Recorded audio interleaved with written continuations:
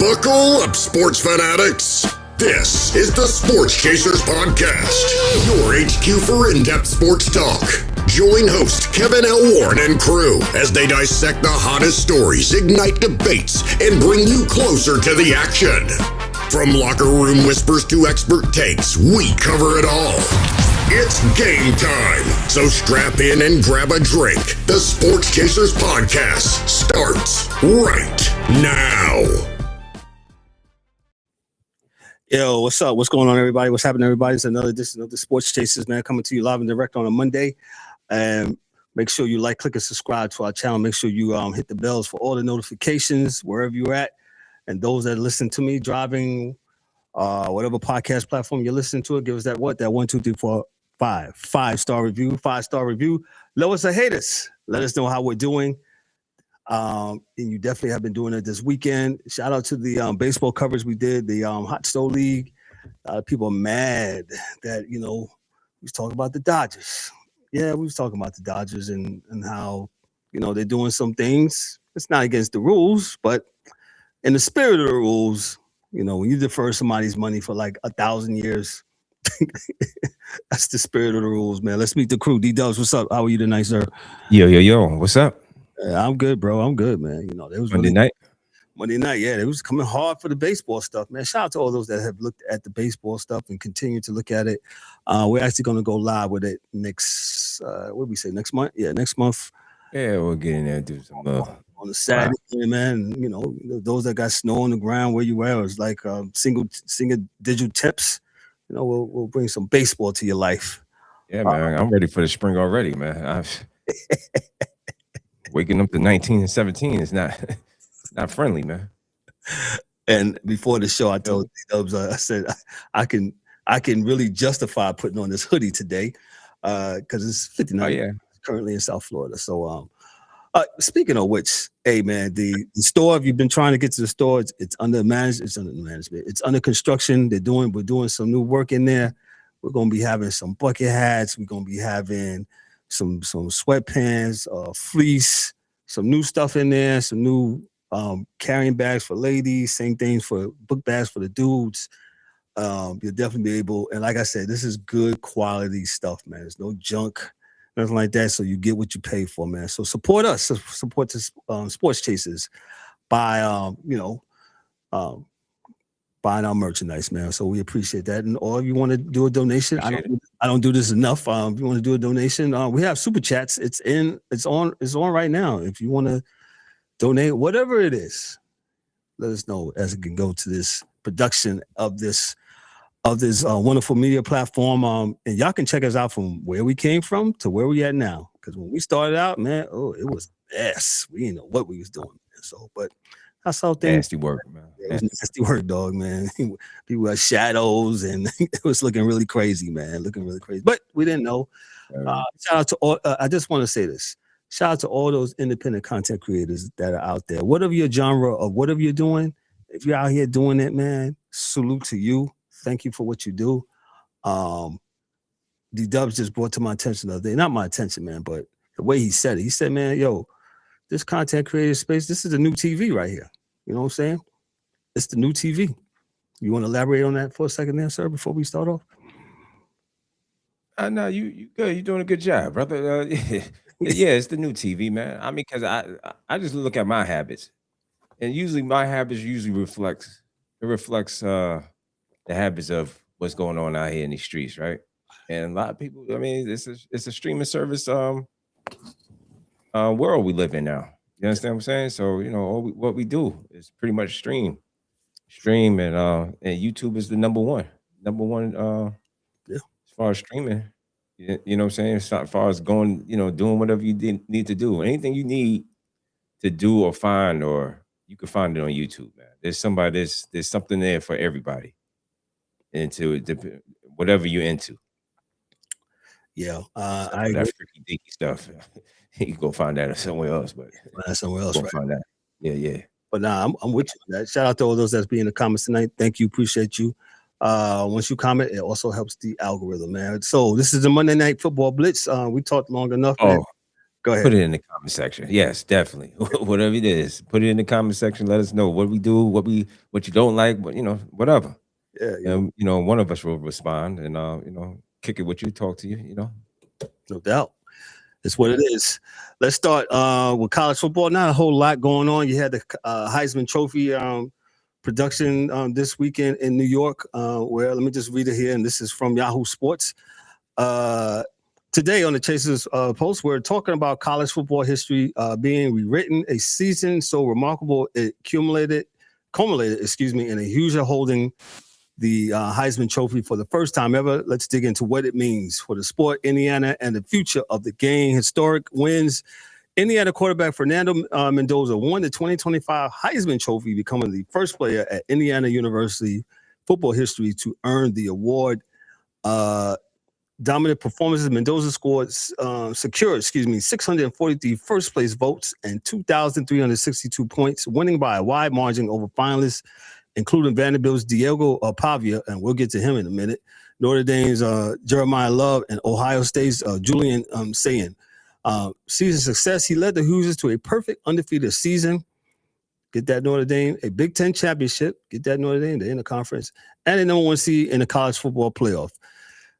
Statistical impact. Mendoza topped the nation with 33 touchdown passes, threw for 2,980 yards, and added 6 rushing touchdowns. Team recognition. The 2025 Hoosiers are also featured on the AP All-American First Team.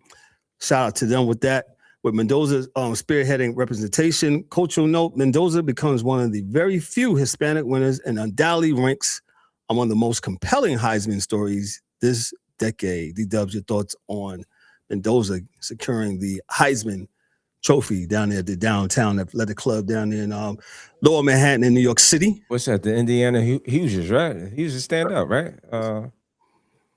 Hey, man, I guess they thought he was the best in the game, and he proved it this year. So, the stats you ran down, I mean, I guess you could argue. I mean, you could argue with anybody. You know what I'm saying? But he stood out amongst the rest. Had a good season, great season for Indiana. Right. You know what I'm saying? Well, I mean, so what more can you say? Other than congratulations to him, and let's see what this means. Usually, if he goes into the draft and see what happens from there, because there's a lot of NFL teams looking for a quarterback.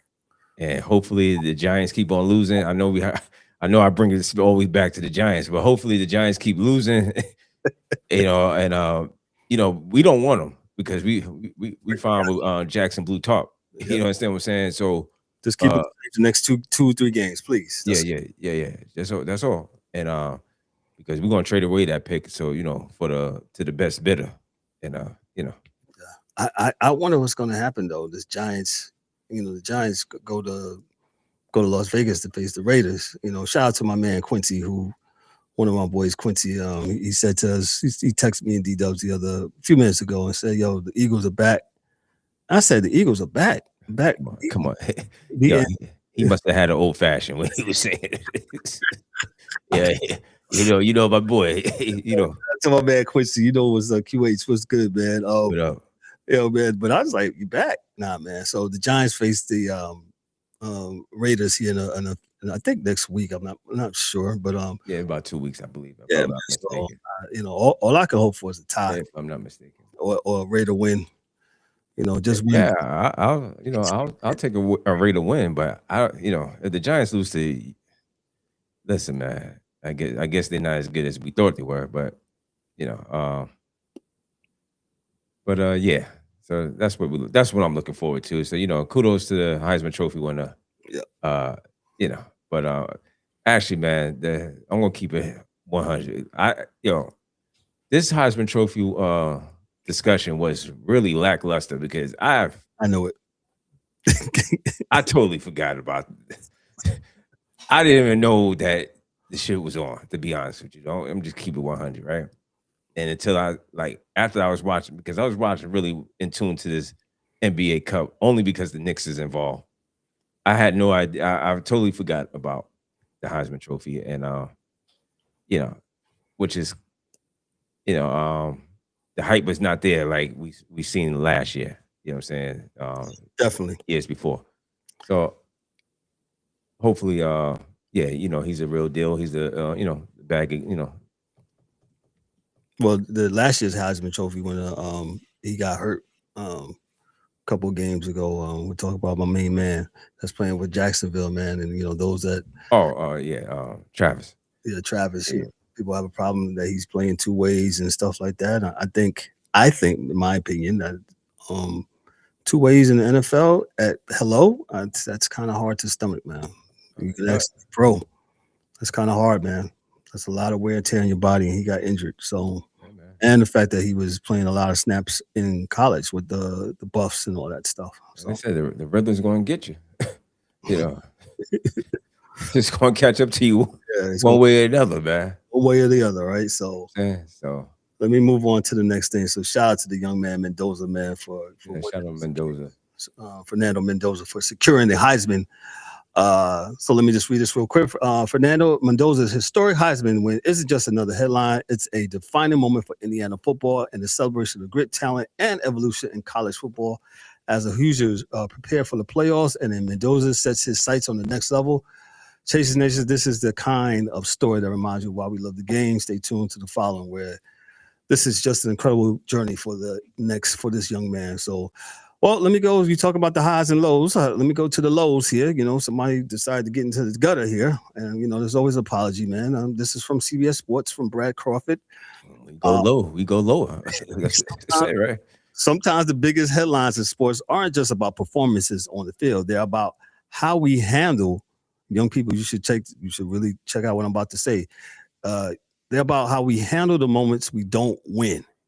Today's story is a reminder that even elite competitors have to manage emotions and accountability in the spotlight. So, with that said, Vanderbilt star quarterback Diego Pavia publicly apologized for a controversial social media post made after finishing second in the 2025 Heisman Trophy voting. Pavia's original reaction included disrespectful messages aimed at Heisman voters expressing frustration over losing to Indiana quarterback Fernando Mendoza.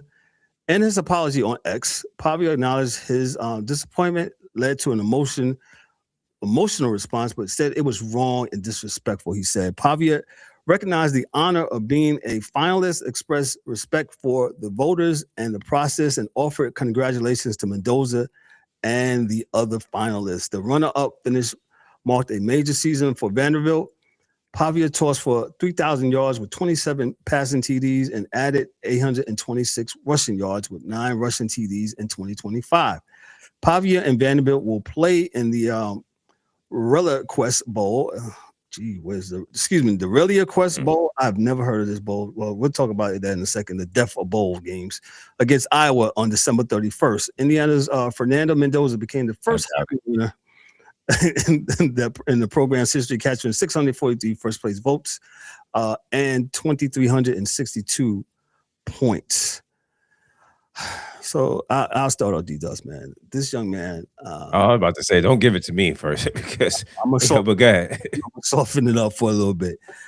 Yes, he was very, very short-sighted and did not use, as I say, he used very bad judgment in doing this. And just making these gestures and calling out the it's okay to be sometimes a gracious loser. It's okay.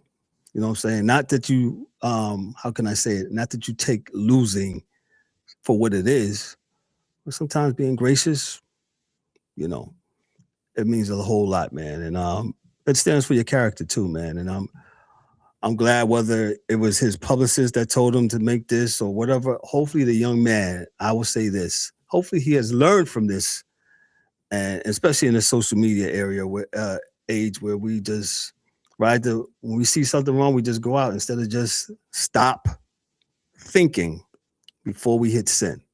Let me say it again. Stop, think before you hit send. Those 3 things before you send something out, you know. Or before I send something out, I think of this. What would my mother think of? And she's on here now listening. So that's number 4. So stop, think What was the third one I said? I forgot that fast. Stop thinking before you hit send. And what would your mother think? Or whoever who you hold in high regard. What would they think before you hit send? Just think about that. It doesn't have to be mom, could be dad, could be auntie, could be whoever, your favorite person. Just stop. Think before you hit send and think about that person. You know, think about that last name. D-Dubs, I came from it one angle. I take it you don't like my angle, but go ahead. Yo, man.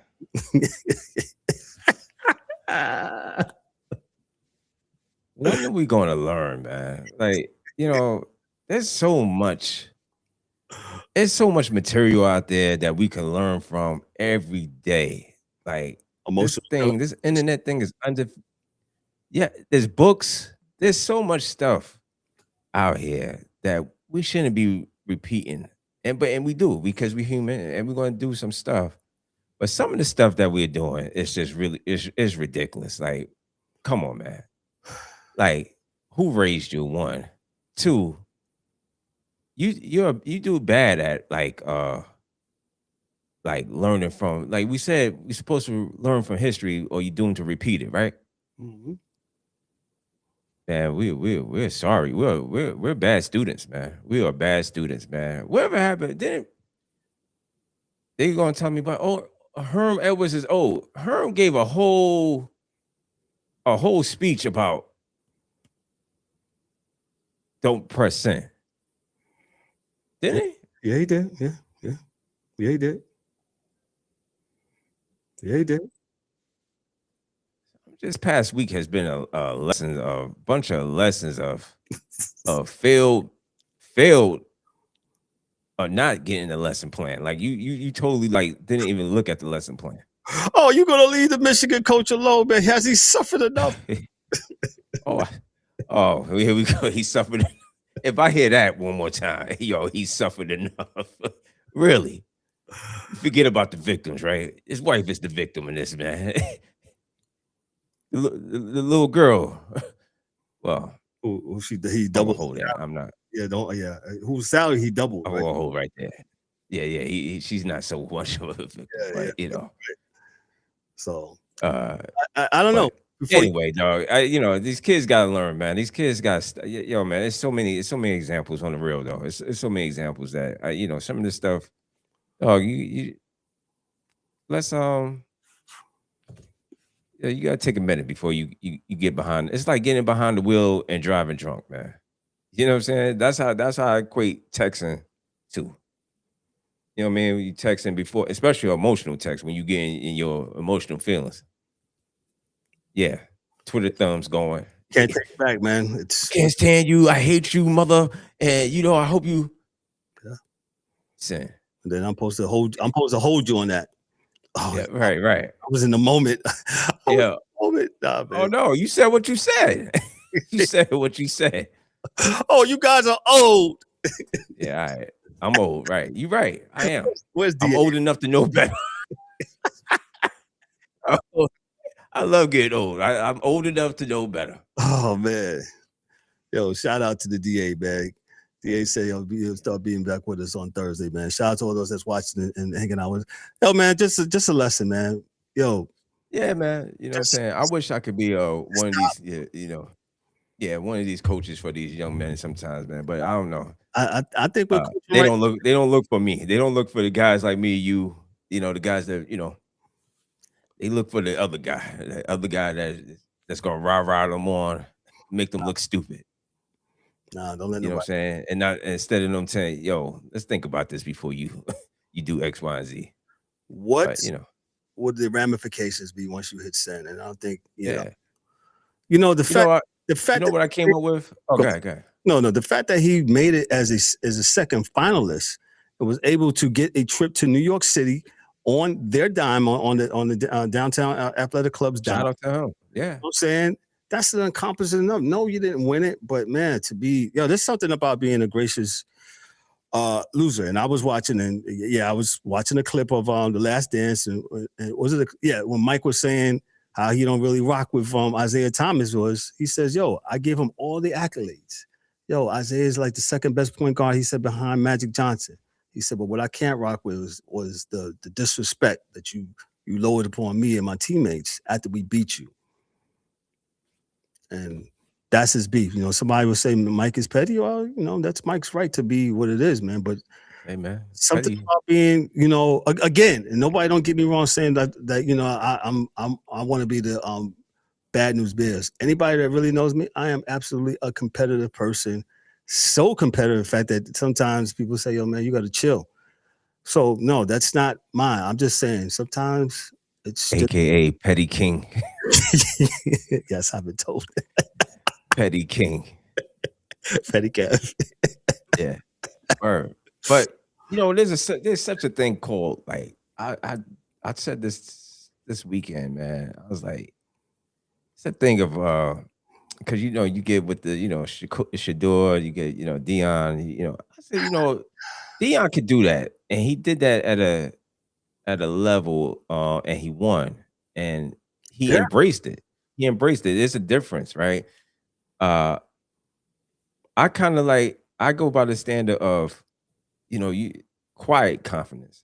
Quiet confidence is good, man. Quiet confidence don't get you in no trouble. No. You do your thing.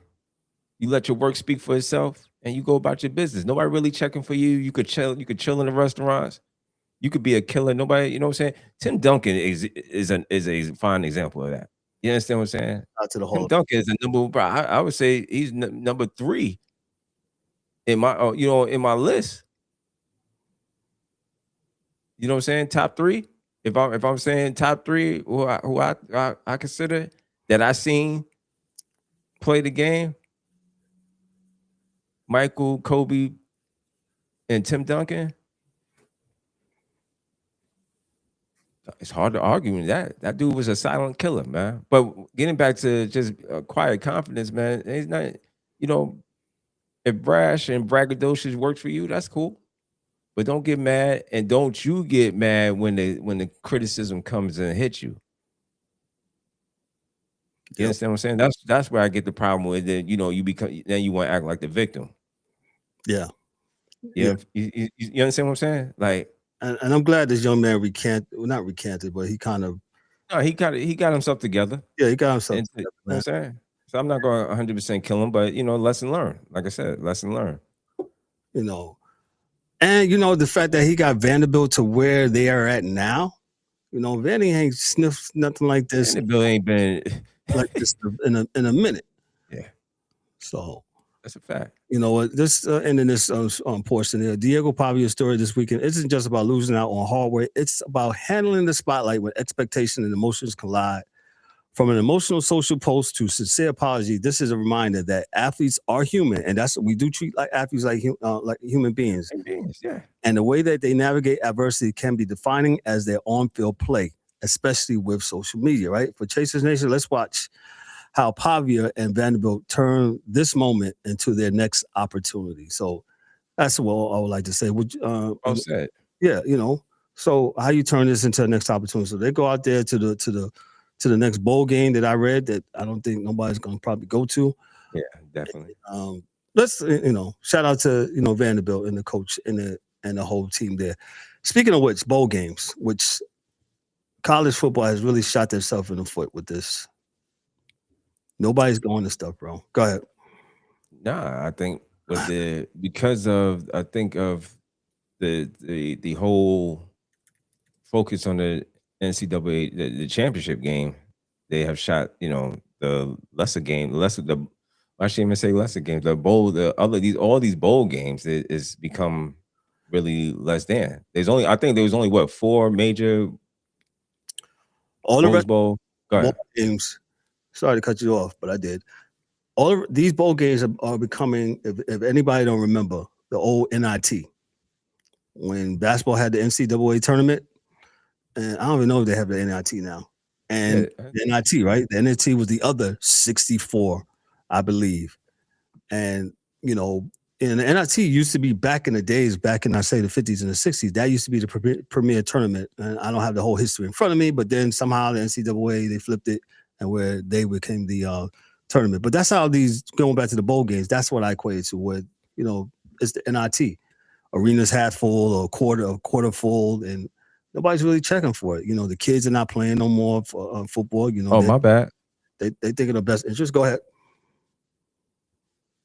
I stand corrected. The NIT National Invitational Tournament is not still playing as of December 2025. The tournament concludes in early April each year. And the most recent 2025 tournament was wrapping up with.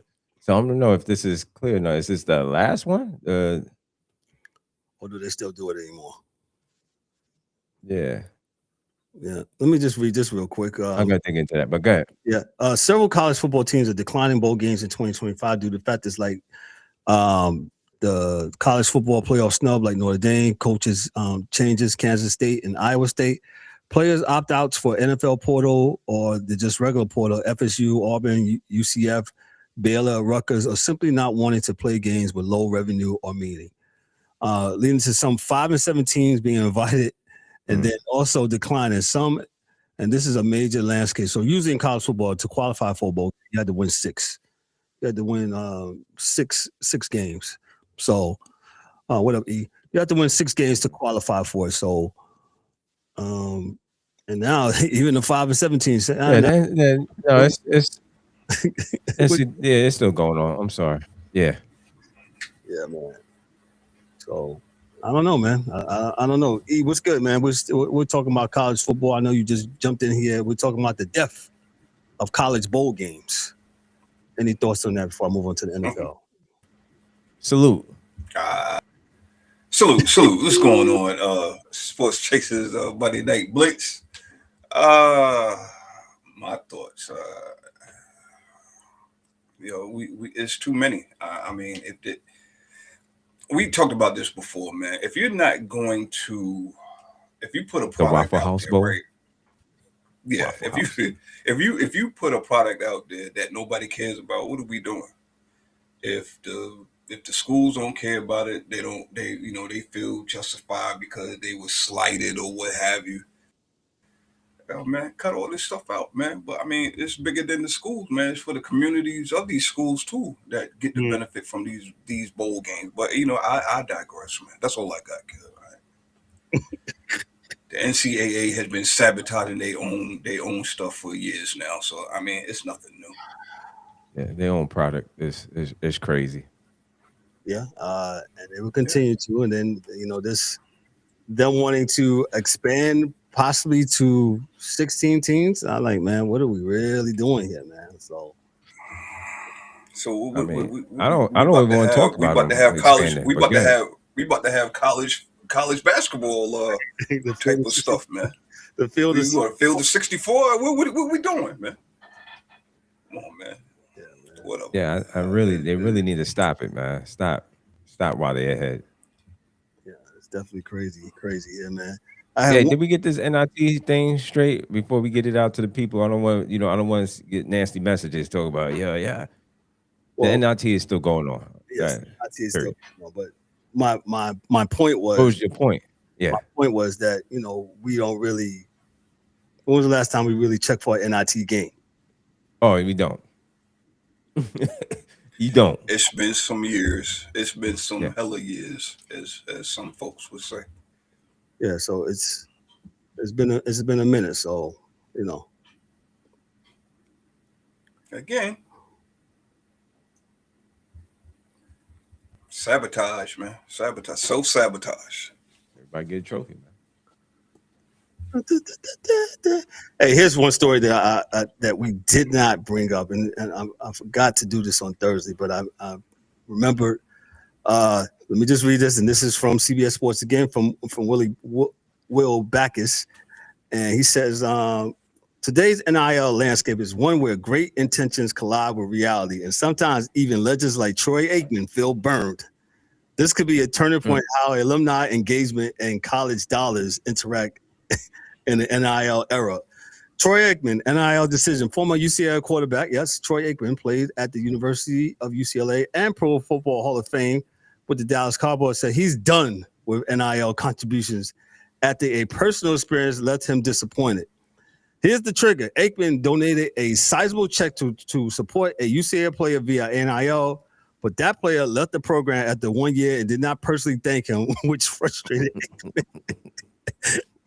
Aikman's critique of NIL, he said the experience illustrates a larger issue, lack of accountability and structure in the NIL system. Players can take money and transfer freely with little obligation. He calls for regulation. Aikman argued that leadership at the top must address the NIL rules. They haven't, ensuring some forms of responsibility from athletes who accept money. Additionally, context to thank you situations. Due to UCLA NIL collective policy, players often don't know who funded their NIL deals, which explains why the player did not thank Aikman directly. His contribution was routed through the collective Men of Westwood. So I'll start off with this one. So Troy Aikman, Troy, unfortunately, yes, it's kind of one of those things when people donate money, they're not Troy got. I don't think he got. I just think he thought that, the kid could have said something, but now that I'm reading this and in totality, it's totality. You don't. It's kind of like nameless, and it's not where you have to name somebody who gave. They just have people that give to the collective. And you can't get mad, Troy. Yeah, man. You could be mad. So maybe he probably didn't know either. Right. That's my point, man. And so, either you give with the heart of, hey, I'm gonna give it, and whoever does with it, it goes there, man. But unfortunately, yes, I agree with Troy. All those other statements you were saying that there needs to be some change, and how they transfer. There's no obligation, and it's just to me is organized chaos. Go ahead, E. No, I was just gonna say, Troy Aikman, get on the bus with us because we've been said that. In fact, so just because you threw a few dollars out there, and now all of a sudden, now your butt hurt, and now you want to come jump on this train. Okay, you have a seat, but you late to the party, and we understand why you're late to the party, but you're at the party now, sir. So yeah, buckle that seatbelt. D-Dubs, your thoughts on Troy Aikman?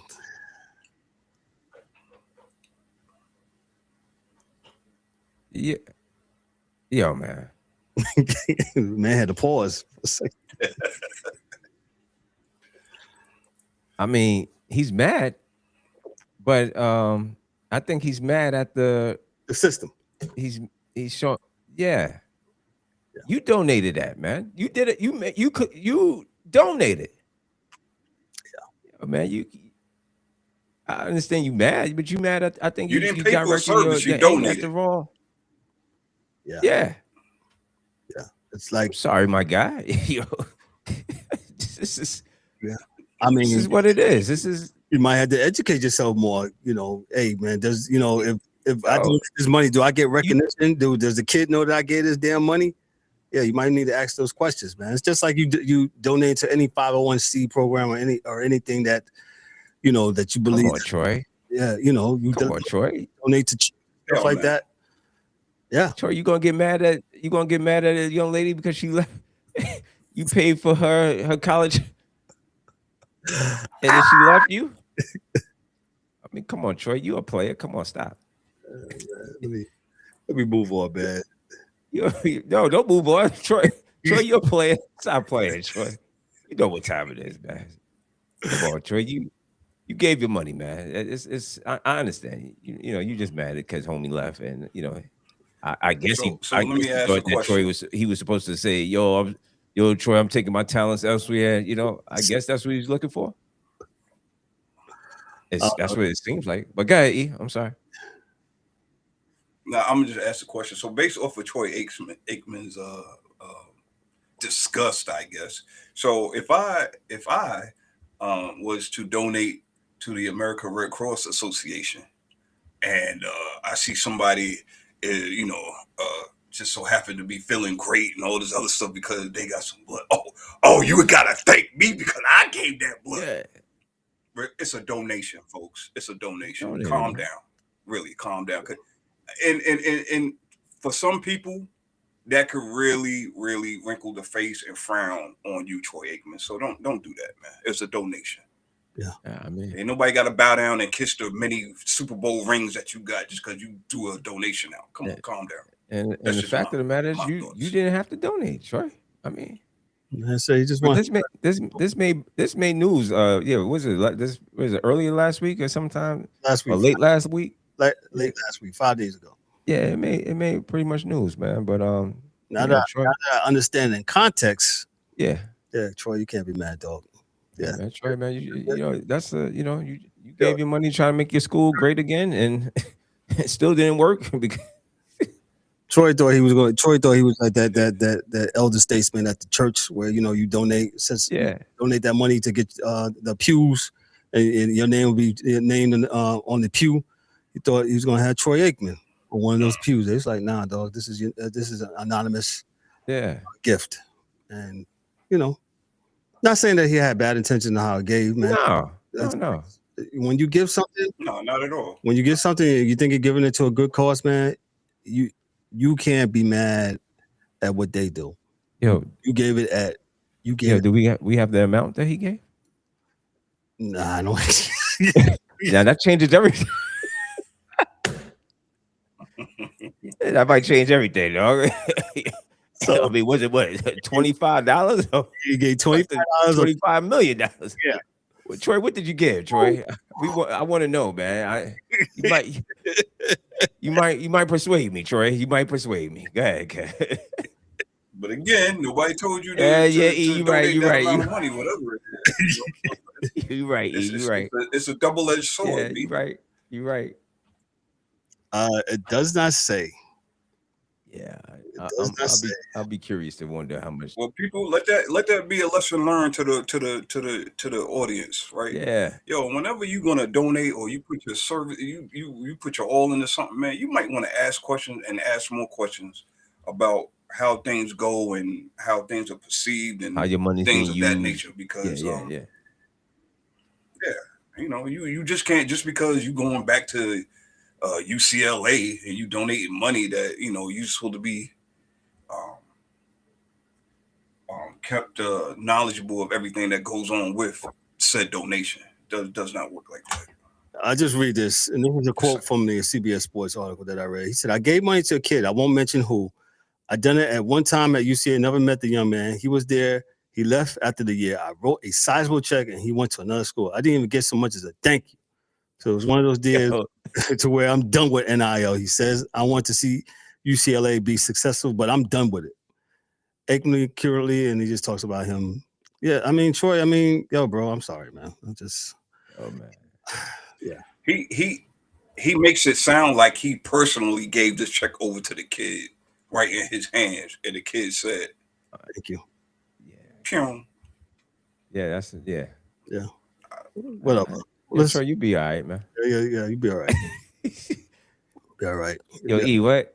People give money every day. Every day, B. You be all right. Hey, put it in the comments. Put it in the comment section. Put it out in the comment section, kid. Put it in the comment section. People give money every day, B. You be all right. Oh man. Let me move to the NFL. You tough, right? Yeah, you tough, kid. Yeah, you getting them hits back in the day. So yeah, Troy be all right. Let me move on to the National Football League, and I'll start from Thursday's game, which has some playoff implications going into Sunday. The Bucs against the Falcons. Atlanta completes huge comeback win, and it was a big win. The Falcons rallying from a 14-point fourth-quarter deficit to beat the Buccaneers 29-28 on a walk-off field goal. The game had big swings, big plays, and big implications for the NFC South position. Final score was the Falcons 29, Buccaneers 28. Atlanta rallied late to win. Comeback. Atlanta trailed 28-14 in the fourth quarter before scoring 3 straight to steal it. Zane Gonzalez hit a 43-yard field goal as time expired.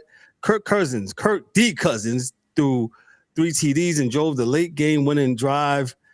The Falcons showed a bunch of resilience. Atlanta pulled it off despite 19 penalties. Yeah, it was a crazy game, man, when it came to those penalties. Bad, but they was able to, walk through it. A franchise single high. The Buccaneers, Tampa Bay had a 14-point advantage late and couldn't stop the surge. The loss hurt Tampa Bay's NFC South position and playoff hopes. I'll just say this, man. Falcons, the Bucks head coach. What's my man's name? Why his name escaping me right now? Todd Bowles. Todd Bowles let off a bevy of curse words that I won't even say because he was really, really mad and upset, and as he should be. And my man told me about that. I must have missed that. But go ahead. I'm gonna let you. He was very, very mad, and how you basically say, you play football. This is what you do. You need to be focused for 60 minutes, 30, whatever, how many times. 60 minutes, and make sure you execute on every play. He was mad, man. I'm just paraphrasing what he was saying, man. But he dropped F-bomb at the F-bomb, S-word at the S-word, and rightfully so, man. I had the Buccaneers going far in the playoffs this year, and then they just started going on this little losing tangent, man. And they got to beat Atlanta, man. They got to beat Atlanta. Atlanta's down and all that. So I'll give it to you, D-Dubs. Your thoughts on Atlanta? And man, and you had your top guys back, right? You had Mike Evans, you had McMillan, Mike Evans, Mike Evans, Mbuka, Godwin Jr. I mean, what's the problem? What's the problem? I don't understand what the problem is. And I think it's more so on the defensive, man. Okay. Yeah, they gave up what 20. It was 29-28. Yeah, man. Tampa's playing. Between them and the Carolina Panthers, which we probably get to in a little bit. I mean, Panthers to win the division. I think they got to win both games against Tampa Bay. Yep. So they got 2 games. 2 out of 3 games. Right. Mm-hmm. 2 out of 3. Shout out to the NFL for getting this. Say it again. No, I said shout out to the NFL for doing the schedule thing and getting this right. Yeah. Oh, for the division. Yeah, the division playing division teams playing each other down the stretch. This is good. Now Christmas Day you got another. But that's what y'all get though.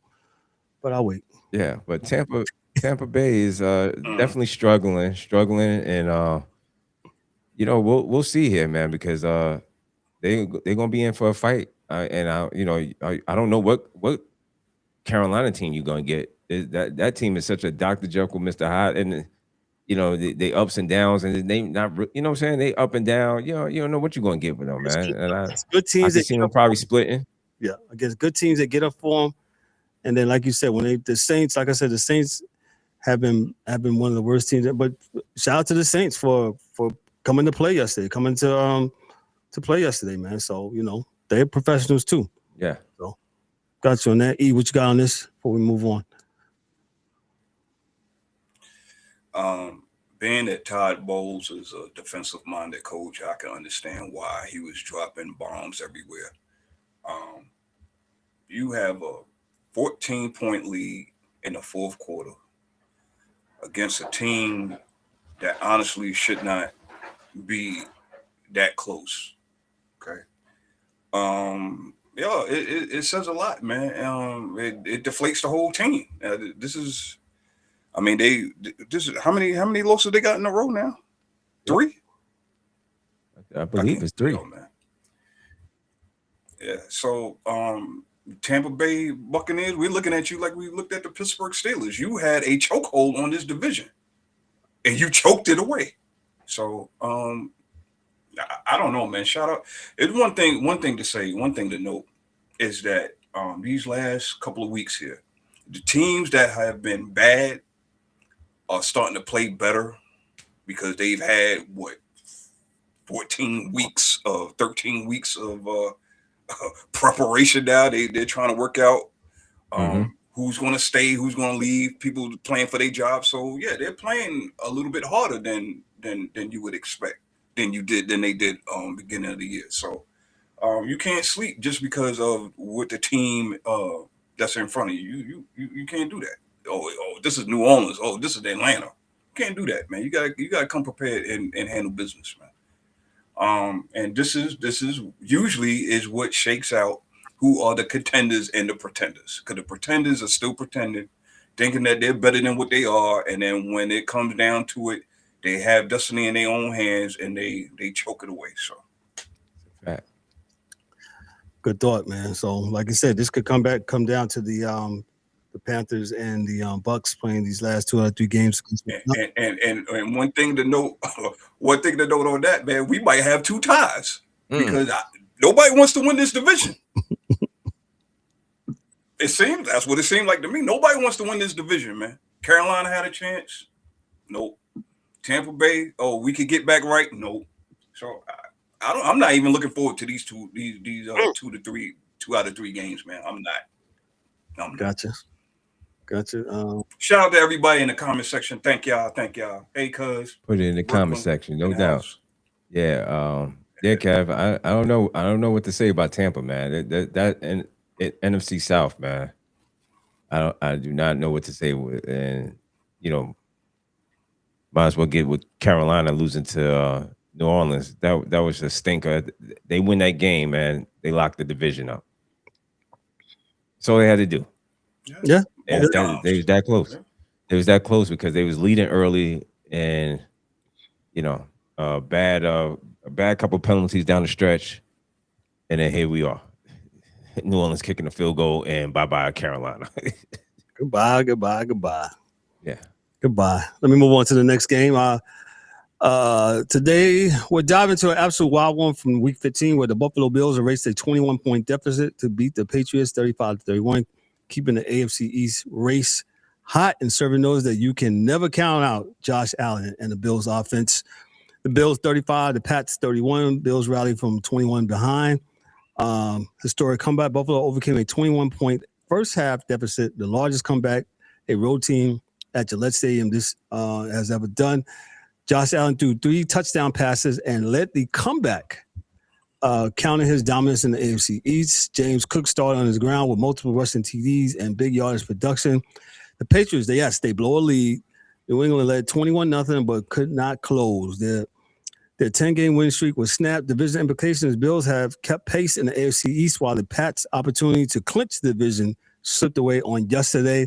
Buffalo's persistent mirrors their league-wide respect. Analysts are praising the comeback and Allen's leadership. So I'll just start off and say, when I was watching the red zone yesterday, I was like, man, I said the Bills are on this fraud report, man. I said we just printed out the fraud report. I said Bills. I said okay, and the Pats are still doing what they're doing, man. About to win 10 in a row. And then as you saw the tide turning. You saw the tide turning, and you saw how Josh Allen started making plays with his legs, and James Cook, as I aforementioned, he started running the ball and getting good chunks of yardage, and this, and to couple this with New England and their experience of winning, right? You know what I'm saying? We're saying that maybe they're a year too early. Because I didn't expect this from New England. Not after the year that they had last year from Coach Mayo being their coach and the nonsense that they had going on there. I had zero expectations of that. And for them to chunk up all these wins and they got their new head coach, man, Mike Vrabel, shout out to them, man. But they lost an opportunity yesterday, like I said, to lock up the division, and they didn't. I'll give it to E. Your thoughts on the Bills. Buffalo. Yo, man, this Buffalo team, I still don't know what I'm watching, man. You can see real. E? You can see how good they can be. Yeah, I know. Hey, yo, man, they should be better than what they are. I've said that about the Baltimore Ravens as well. When you see what talent this collective can do on any given Sunday, and then you see them have these lapses. Like, why? I don't understand. So I'm gonna give this. This is more about Buffalo than it is New England. They showed grit. They were up for the game. They say, you know what? We need to come out and play our best football going forward, because this first half was trash.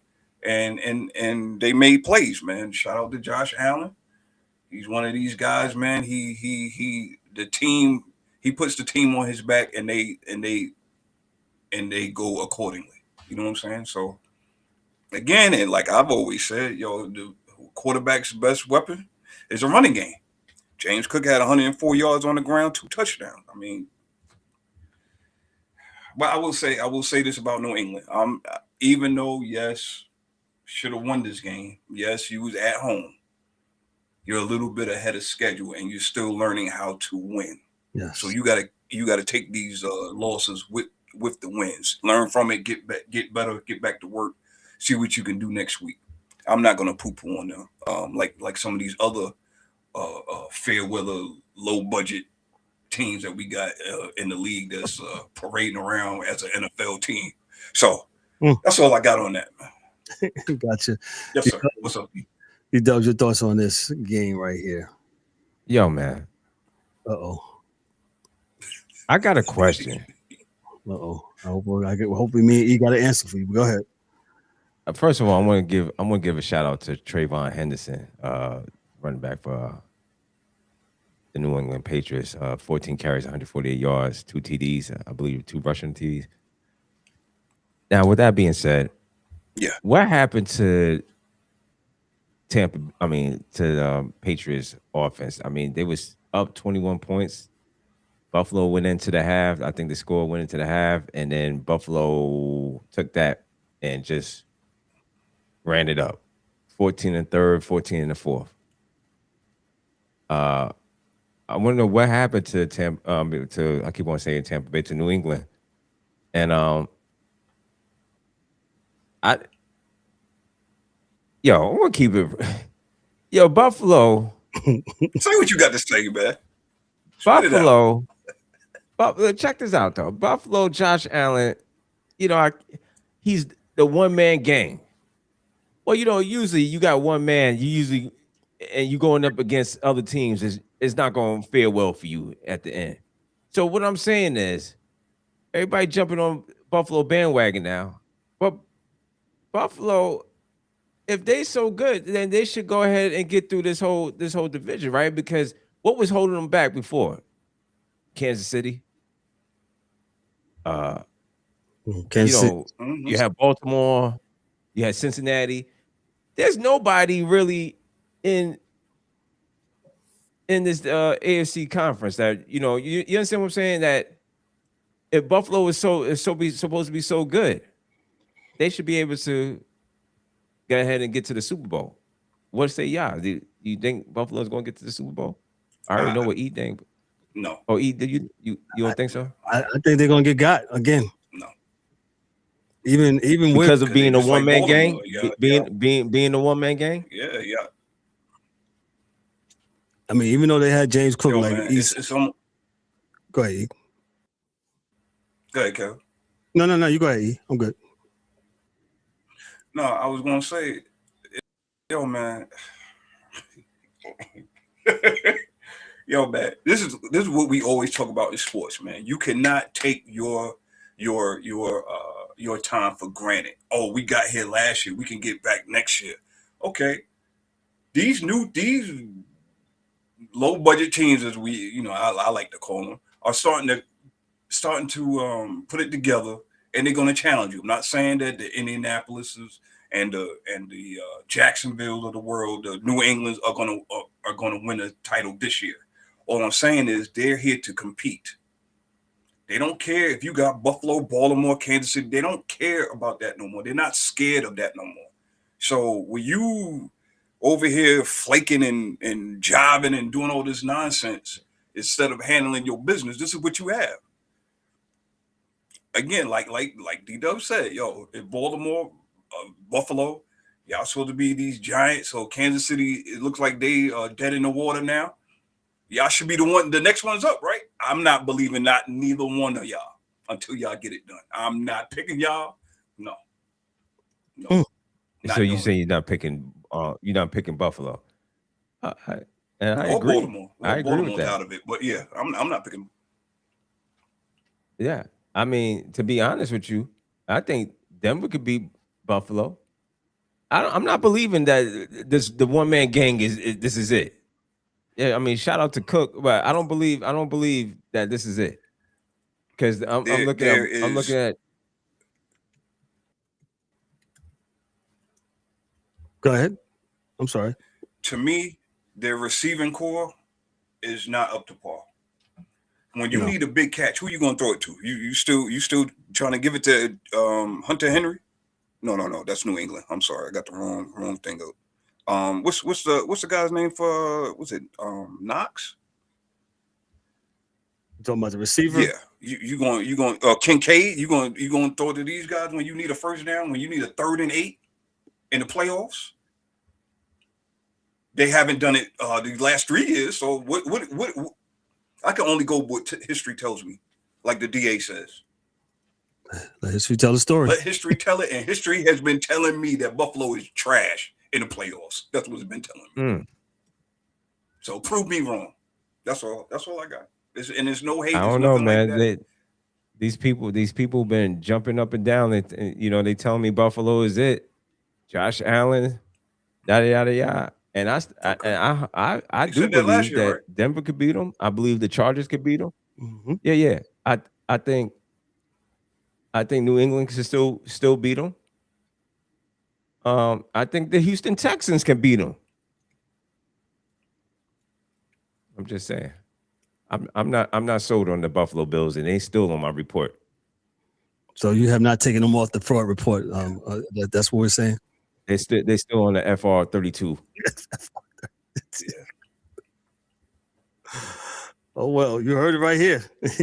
Buffalo, y'all are still on the clock. They on the FR 32. I don't care what you say, homie. Let me go to the next game here. We mentioned this team here. And okay, so today here on the chase on the post here, pretty much for the NFL talk, we break down one of the most dramatic finishes in Week 15. A Charger win that didn't just flip the AFC West, it reshaped it and sent shockwaves through the league by ending one of the NFL's longest postseason streaks. The LA Chargers, they defeated the Kansas City Chiefs 16-13. Chargers pull off a road divisional win.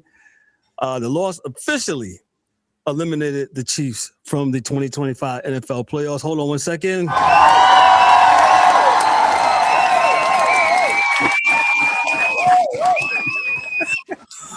That's for sick of the Chiefs. Thank you, Jesus. Thank you, Jesus. Yeah. They are sick of the Chiefs. Oh my God. Making their first absence since 2014. Chiefs superstar Patrick Mahomes suffered a torn ACL late in the game, ending his season and created a major uncertainty for Kansas City's future. Game-winning sequence late in the fourth quarter. Derwin James intercepted a Gardner Minshew's pass, sealing the Chargers' win. The Chargers, they showed a lot of resilience yesterday. LA battled back from the deficit and converted key drives despite limited offense. Yo, man, Herbert, man, I don't know, man.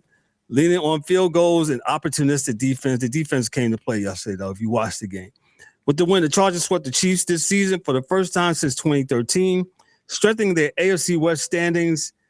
The Chargers improved to 10-4 and boost playoff positioning. The Chiefs fall to 6-8 and face an off season of a bunch of questions. So I'll start off again. The Chiefs. No, let's not talk about the Chiefs first. Let's talk about the Chargers. Congratulations to the Chargers. Lesser charged team like the Kansas City Chiefs. The Chiefs have been showing you all year. Everybody kept saying, "Yo, they're gonna turn it on.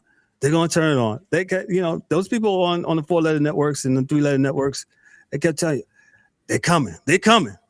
They're coming." I was like, "Nope. They keep playing like this. No, they're not. Nope." And the same thing can be said for the Eagles. They can just turn it on, turn it off. Okay, y'all keep it up. This is a fine example. And yes, the Chiefs had some injuries, but so does everybody else around this time of the year. Nope. So I'm not going to qualify them with that. Nope. Exactly. Nope. You come to play, and that's it. And Patrick Mahomes has looked very mortal this year. Very mortal. What has happened that has made him look very mortal? Inquiring minds want to know. But I'll get to that on my point. I'll get to that last point. I'll pass it to the fellas. I'll come around and kind of tie it up with a bow. Go ahead, E. Thoughts on this game, the Chargers and the Chiefs? First of all, congratulations to the, I don't care, San Diego Chargers, because this is what we've been talking about. D-Dubs has been talking for years. If you want to take down the champs, you got to take them down, okay? And the Chargers did that finally. You know, in years past, this would have been a game that the Chargers would have pissed away. Yep, facts. Going down the leg, down into the drain. But no, it is a new day. It is a new day. So I don't know. It's basically the same team. Harbaugh has brought in that winning mentality and that mindset, and here we are. So hopefully they can. I think the Chargers should have a decent run in the playoffs, but getting ahead of myself. Hate to see anybody get hurt, but that right there, that injury is why you guys, you NFL folks, need to come up with this QB. They need their own special cap that's not against anything else. So you go from a Patrick Mahomes to a Gardner Minshew, and if you looked at the play that got picked off, he never took his eyes off of Kelsey. Sir, you are not a first-year, second-year quarterback. You've been here some years. You started in this league multiple times. Anybody will tell you, playing the quarterback position, you don't stare down your receiver. It is what it is, man. It's a new day. I'm happy. And Kansas City moving forward. I think this signals the end of Kelsey. I think it's over and done. If there was a 5% chance of him coming back, that's over with now. Who you going to come back to? Gardner Minshew? No. So, yeah. Mic dropper right there. Go ahead, D-Dubs. I'm sorry, did you have anything else? Yeah. No, I'm done. Mm-hmm. He's done just like the Kansas City Chiefs are. They done, dog. It's over. It's a wrap. I said it was going to be over. It is. Shout outs to the Los Angeles Chargers for doing, the first game was the same thing. The Chargers would have lost games like that. Yes. And they turned around and the same thing in game 2, and they did it on the road. They would have lost games like that in the past. And, shout outs to them. 10-4 record, the Harbaugh effect. I think all of that is playing the factors. The Chargers have been hurt as well, but again, everybody's been hurt. But you do your best to try to overcome it. And I think that's what has happened with the Chargers. The only thing I didn't anticipate that the Broncos will be this good at the same time, if not better. I think they're a year early. The Broncos is probably a year ahead of schedule. So with that being said, I thought it would just been the Chargers and the Broncos chasing the Chargers, and now it's the reverse, just by a game, 2 games. So it should be interesting going down the stretch here, going into the playoffs. The Chargers is setting themselves up, beating the teams that they're supposed to beat. They beat the Chiefs, and they're handling business. So, kudos to them. I hope they go far. I've been picking the Chargers for the last couple of years, and I've been too fast or too ahead of the curve. And this year they finally looking pretty good. So we'll see.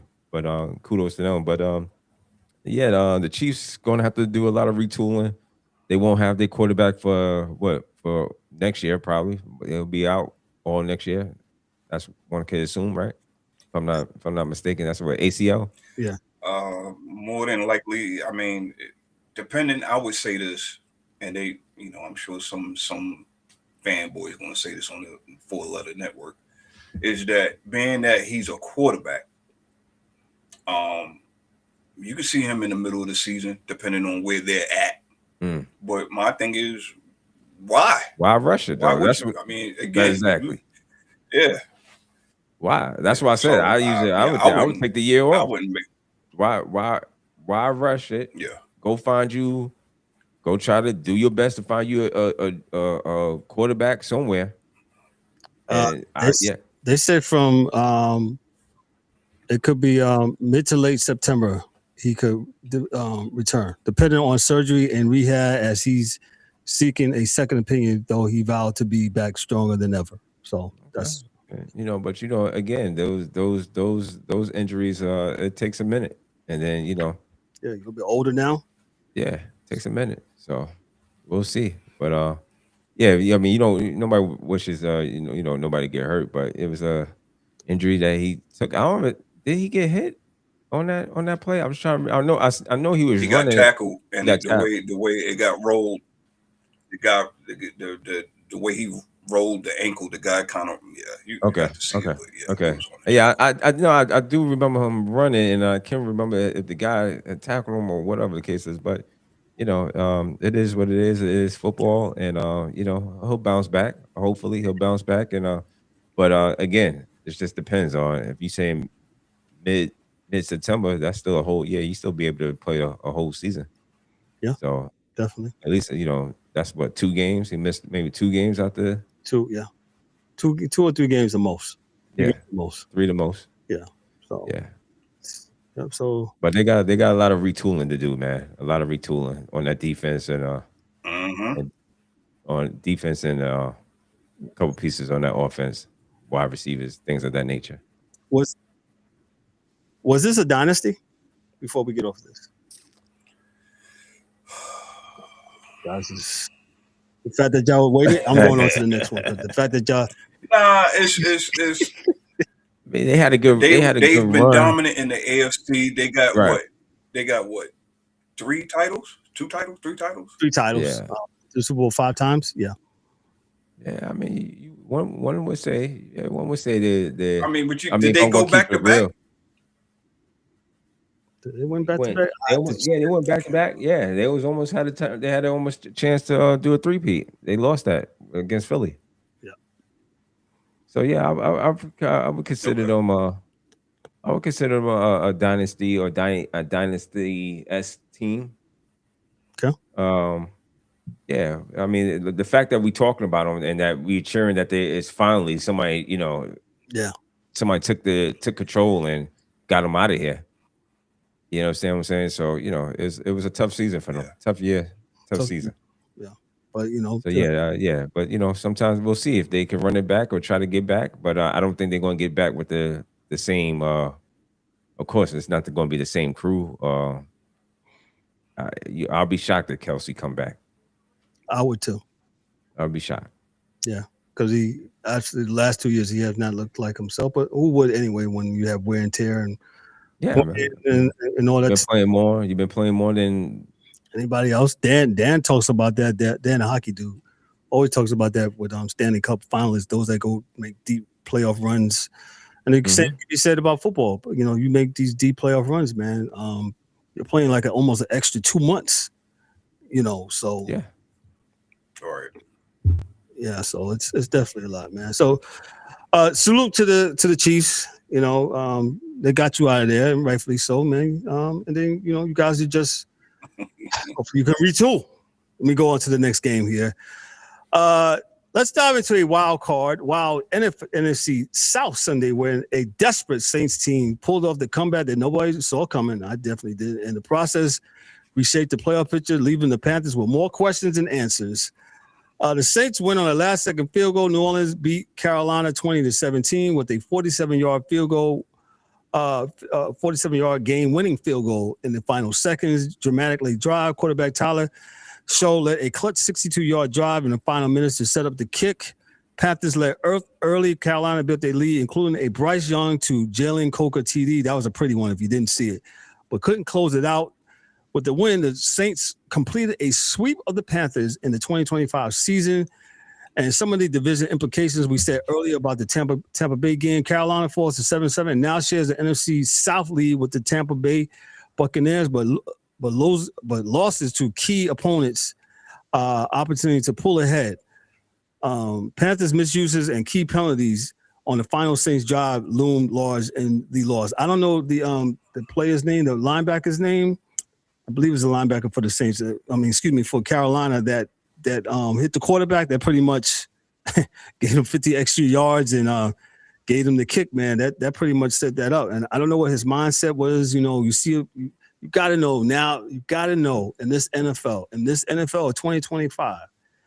You got to know when the quarterback slide in. Yes, it's going to be hard, but you got to like jump over him or pull up or whatever the case may be, man. And easier said than done. Yes, easier said than done, but you gotta pull up and not hit that quarterback like that, man, because they're going to call that. They're going to call that every time. So, because they're here to protect the quarterback, man. As I watch Tua talking about protecting the quarterback. So, D-Dub, your thoughts on the Saints? Yo, not much. Yo, I'm sorry. I'm gonna stop you, man. I don't have much about this. This is a game that is just ridiculous. That talking about Carolina again. Again, like you said, you got your head got to be in the game, man. You got to be in the game. You got to come on. What are we doing? There's dumb penalties and stuff like that. That's why you're a loser. you games like this. Yeah, man. You got to close. So hopefully, again, they'll tighten up and be able to. I'm not even gonna blame. There's really I can't blame Bryce Young. I can't. Nope. Nobody. Y'all gotta tighten up, man. Because you tighten up, you win this game. It's really that easy, man. You tighten up your stuff because Carolina's playing actually pretty good ball, to be honest with you. Bryce Young is looking really, really good. I'm glad that they stuck with this young man. And E has been saying this since I've known E, and I've known E all my life. Yo, man, it's kind of hard to, be successful in this NFL when you keep on changing coordinators and coaches and stuff like that. And he's had some stability the last couple of years, and he's been able to do what? Play well. Yeah. So, they're still in the hunt. And still have the opportunity to win the division. I mean, it's gonna be tough. They gotta win. They gotta pretty much beat Tampa Bay 2 times. Yes. They both tied up at 7-7, tied for the division. So really, this is the last 3 games they fighting for a division title to be able to get in. And I think I gotta relook at how winning the end. What happens or what's got to happen? Yeah, we'll look at some scenarios on Thursday. We'll make sure you have that for you, some playoff scenarios. Yeah, so to see what's going on with that. But Carolina, man, it's just to me, it's inexcusable to lose to the Saints, and I think the Saints are a bad team, man. They're 4-10. Yeah, I mean, and two of the games of the 4, they 4 wins came by you. Yeah, you win y'all got to do better. You win these 2 games. Guess what? Y'all are what? 9-5, 2-game lead over Tampa Bay. Yeah, y'all win. You win the 2, you get it. Yeah. So I want division win. Yeah. Shout out. Where's my angry Panther fan? Oh, he must be at work tonight, man. V-Lac, if you see this, man, make sure you chime in on the comments, man. Just let us know that we right, man. On this, man. I should have beat the Saints both times. So yeah, man. I mean, the Saints. I mean, the Carolina has really like this kid, T. McMillan. The wide receiver there. That kid is nice, man. Yes. Rico Dow, running back. They got pieces all over the place. They just I don't know. They just got to put it together, man, to make it a real strong team, man. And this. I'll be pulling for Carolina. You know what I'm saying? I'm down in these parts, so I want to see them get the win. Yeah. But this what does it say about Baker Mayfield though?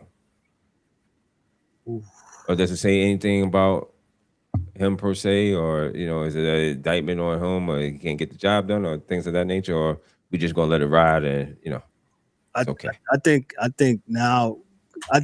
Tampa Bay's loss was the defensive lapse, and he said it. Todd Bowles, he's a defensive coordinator, right, at first. Mm-hmm. So I don't think you put all that on Baker. Okay. Yeah. So I don't think you put that all on Baker Mayfield. So all right. Checking my list and checking it twice. Gonna find out. Hey, what you got for us before we move on? Not a whole lot, man. I'm not gonna go crazy on Carolina. Again, this is a game you should have won. However, you guys are out there still learning how to put it all together, and you're gonna have these mistakes because you've never been won. Yeah. Right. You've never won, and you've never been in this position before in these last couple of years. So, I'm gonna give them a little bit of grace. That's fair. But just like to piggyback off what D-Dub said, y'all lost twice to the Saints. Understand it's the division, but you lost twice to the Saints. So, with that being said, they have Tampa Bay, Seattle, and Tampa Bay. Lord help them. And again, I don't know what, depending on the way their season is going, they might go 3-0. They might go 0-3. I don't know. I don't know what I'm looking at. Nobody knows what they're looking at week to week. We don't know which Carolina team is gonna show up. That is so. We don't know which team Tampa Bay is gonna. That is. You know what I'm saying? It's like that's why they're in this position. That is so. You are so right on that. That Carolina is one of these teams that they could win 3 games in a row. They could literally win these 3 games straight up. But you don't know. You don't know from day to day. But they're just inconsistent. Yeah, don't put no money on it. Don't go to prize bets. Nah. Put your house. The way Tampa Bay's been looking, you got to play them twice. The way Seattle looked against who did they play? Seattle didn't look all that great to me. Yeah, the defense. Yesterday. Yeah, okay. Seattle played Grandpa yesterday and the Colts, and they almost pulled it off. That's right. They old man Rivers. That's right. Yeah. So again, you let a guy. You know what? I'm not even going to get into that. So again, we don't know what these teams are going to look like. They haven't been looking all that great, regardless of their record. So Carolina, come to play these next 3 weeks, and we'll see what we're going to say about y'all at the end of the season. That's all I got. I think that's fair. Gotcha. Let me move on to the next game here. Today we dive into the NFL Week 15 Classic, where the Rams overcame a double-digit deficit to beat the Lions 41-34, a game that had playoff implications and big storylines on both sides of the ball. The LA Rams 41, the Detroit Lions 34. Rams secure a playoff spot. LA clinches a postseason berth with the win, improving to 11-3. Matthew Stafford leads comeback. Stafford passed for 368 yards. He had a heck of a day yesterday, and 2 touchdowns, shaking off an early interception to power the rally. Key targets: tight end Colby Parkinson caught both for Stafford's touchdown passes. Running back Kyron Williams and Blake Corum combined for 3 rushing scores. Lions respond strong. Detroit stayed in behind. Jared Goff's 338 passing yards, himself 3 TDs, and Amon-Ra St. Brown 160-yard running night with 2 scores also. If you want a defense, it wasn't in this game. Big defensive plays, though. Lions, Aiden Hutchinson returned an interception for 58 yards. That was one of the highlights for the Lions. If you saw it yesterday, keeping Detroit competitive. Detroit led early and held a halftime edge before LA mounted a big second-half surge. Some of the playoff implications, as I said earlier, the Rams, they clinch a playoff berth. The results boost the Rams' NFC standing while complicating the Lions' postseason hopes. So, E, your thoughts on the Rams? First and foremost, I got to shout out Mike Mills, man. Why? Because it was Matthew Goff versus Jared Stafford. If you look at their stats, they are damn near identical. Goff was 25 of 41 for 338, 3 touchdowns. Stafford was 24 of 38 for 368, 2 touchdowns, 1 pick. The only difference is the defense. To me, the Rams defense is better. Mr. Gibbs wasn't able to run around like he has been. And again, say what you want about McVay. McVay is a true innovator of offense. To turn what he got in LA and to turn it into what it is now is very impressive to watch. If you are X's and O's guy, yes, very impressive to watch. So, Yo, man, again, we've been saying this for weeks. You know, the Rams arguably is one of the best teams in the NFC. Detroit still got something missing. With all them pieces that they have, it is still something is not right with this team. And yo, man, shout out to the Rams for mounting this comeback, man. They could have took you know what, we ain't got it this week. We can get it again next week. No, that's not how you do it. Good point. Yeah, you know what I'm saying? We got 10 wins already. We could go ahead and pack it up. No. They went ahead, got to work, and they packed the Lions up. Get up out of here. So I'm shocked. Speaking of that NFC West, I mean, I know DA has been working and stuff like that, so he hasn't been able to be on like how he has been. He said Thursday he should be back to normal. When I looked at the standings this morning, I saw the Niners have 10 wins. Quietly, Kevin. Quietly. That's why I said the West is one of the best divisions of football. Go ahead. Yeah, that NFC West, bro. I was like, how does the Niners have 10 wins quietly? D-Dubs, I was just saying with how all the injuries that they've had. Yes. So please, everybody else, Kansas City, I don't want to hear nothing. I don't want to hear nothing from you, fan. Oh, we're hurt. San Fran's been hurt since day one. They've been hurt since preseason. And they're still finding a way. So why can't you? I don't want to hear nothing. Hey, go get you a bona fide backup quarterback. All these great quarterbacks that y'all talk about, give them a chance. Where's that camera at? Yo, where's? Go ahead. Yeah. There you go. Go ahead. Yo, I just had to throw that in there. No, you fine. Yo, where's the DA?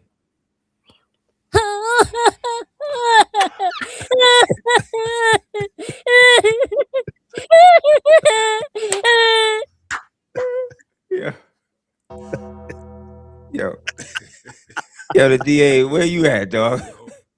Yeah, he don't want to hear nothing about Brock Purdy, but Brock Purdy was slinging that ball around. Kittles, it was Kittles. I was like, I don't know.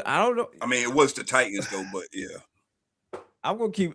Yeah, it was the Titans, but I'm just saying, man. The 49ers are quietly moving along. Bro, like, yo, they got 10 wins. Yeah. And if you were all the injuries that was going on with that team, and I think I got cut off, but he mentioned it. Yeah, all these, and they got 10 wins on the year. Hey man, with my main man, Mike Jones. What was his name? Mac Jones and Mac Jones. Yeah. And the Purdy effect, man. I don't know. I mean, what you gonna do now? Because I mean, they were screaming about Purdy, and Purdy comes in and play well like yesterday, and he looked like he was having fun too. I seen the smiles. I mean, again, it was against Tennessee, but this kid was smiling, enjoying himself. I mean, he looked happy running around there. Kittles look happy. I don't know. They look good to me, man. I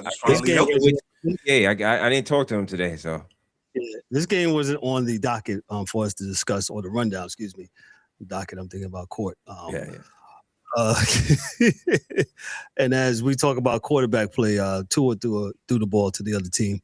Interception. That's not going to get it done. But hey, did y'all mention that Stafford for MVP? Did y'all mention that he should be? No, we didn't mention that. Oh, go ahead. Stafford should be MVP. I just want to let y'all know that. That was a phenomenal game yesterday. Yes. Detroit, like we said, there's just something. Detroit don't have something. Whatever they lost, they don't have it from last year. You understand what I'm saying? So they're missing something. But they still got a lot of good pieces there. Shout out to Dan Campbell, that whole crew. They still got a lot of good pieces, but it's just something that's misfiring. That's not, allowing them to get to next level, to being superior, amongst the rest of the teams. But I think Matthew Stafford got the MVP. Yeah. I mean, yeah, that's a good point, D. That's a good point. Yeah. So, Good game by them. I know we talked about some Niners talk. I just say, I was looking at the standings this morning. I was like, the Niners are 10-4. Where did this come from? NFC is crazy. It's crazy. Yes, the NFC. Who's going to get in, man? It's crazy. It's the parity, man. I love it. I love it, man. I think, think about San Fran. Where they come from? It's crazy. Yeah. It could be a 12-team, a team that wins 12 games could probably, maybe, if things shake out how it's doing, they might not make the playoffs, man. Just depends how things shake off, man. Because they had the Bears, like the Bears won this. South is playing hot potato with that division. There's one of them teams, they can both be. It could be an 8-9 division winner out of that division that's going to the playoffs. Could happen. And then you'll hear some more crying. I don't have time to even. I'm not going to cry, but you know the fix I got. If your record don't, if your record don't match up with the rest of the elite, you don't get in. So I'm one of those guys. Well, I'm one of them guys. I will say this though, D. I agree with you. Yeah. But I don't want to hear nothing if said team gets into the playoffs and then they start winning. Or you elites ain't elite because you should have handled them week one. You should have been been salivating at the mouth. Hey. What we say here on the show, two things can be true at the same damn time. So. That's right. Yeah. That's a fact. Put it in the comment section. Let me know. Am I wrong? Yeah, put it in the comment section. Did we get rid of the division winner? If you're a division winner and you suck, did we get rid of you if you come in here at 8-9, or do we keep you and leave it as is and let because again, you're right, Cap. 10-4 with three games left they got? Yeah. Mm-hmm. They may not get in. San Francisco may not get in. That's crazy to me, man. I mean, yeah. It's funny. I'm in a fantasy football league, and a few years ago, we had divisions in there. We had 4 divisions, and at the time, somebody with a 6-8 record won the division, and they went on the run. It's fantasy football, of course. They went on the run and they wanted to win it all. So everybody started crying. Oh my God, why? How, it even, my team was. Oh, the commissioner gave in, man, and so now it's just a straight 1 through 8, 1 through what is it? 1 through 6, I should say. Excuse me.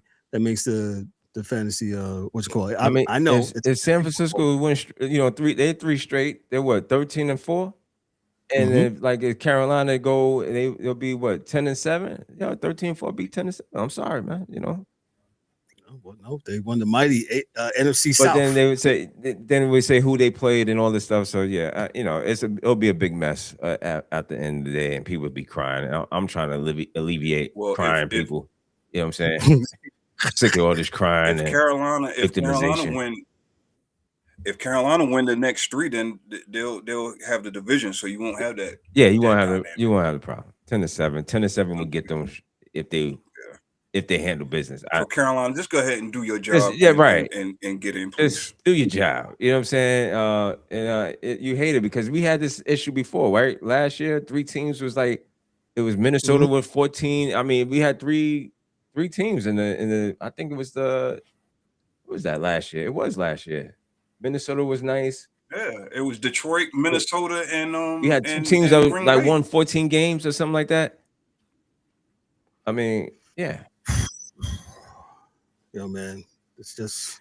And I just want to mention, since you brought them up, Kevin, San Fran has they're at Indianapolis, home for Chicago, and home for Seattle. Their next 3. It's pretty tough. So yeah, they got 10 wins, but it's tough. You got work to do.